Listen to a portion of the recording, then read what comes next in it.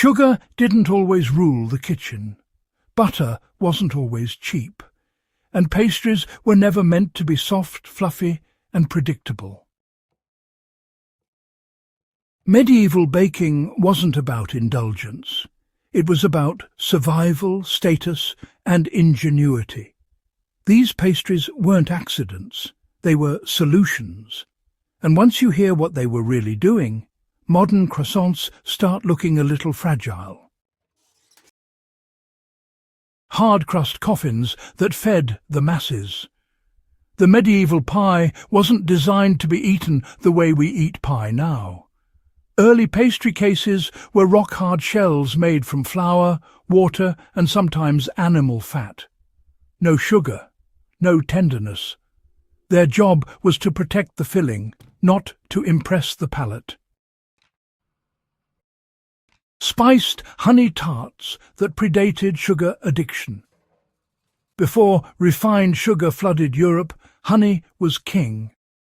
Medieval tarts leaned heavily on spices like ginger, cloves and cinnamon, combined with honey and ground nuts. These pastries were intense, warming and medicinal by design. Oil-based pastries were built for fasting days, you know. Butter wasn't always allowed, and religious fasting rules actually banned animal fats for nearly half the year in some regions.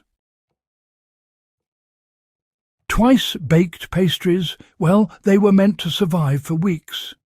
Freshness wasn't guaranteed in medieval kitchens, so some pastries were baked, dried, then baked again to remove moisture completely. The result was something, between a biscuit and a pastry. Cheese-filled pastries.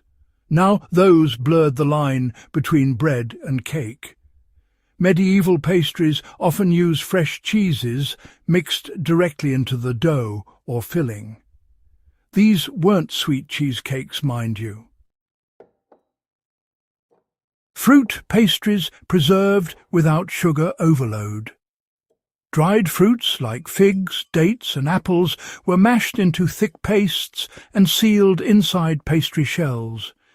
These fillings didn't need added sugar, you know. Their natural sweetness intensified during baking. Lard-based pastries built for flakiness without refrigeration.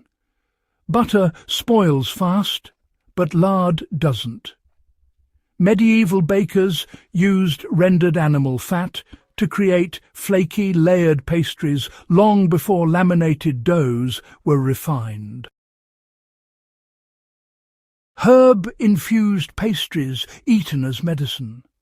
Some medieval pastries were designed less for pleasure and more for health, actually. Herbs like fennel, anise and mint were baked into doughs believed to soothe the stomach or improve circulation. Sweet and sour pastries that, you know, modern taste has pretty much forgotten.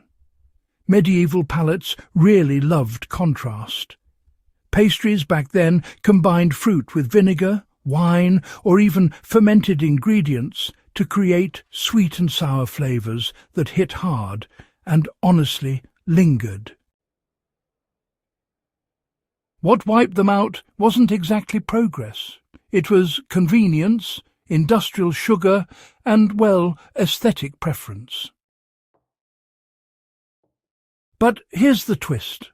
As people start to rediscover fermentation, shelf-stable foods, and functional nutrition, medieval pastry logic is sort of quietly making a comeback.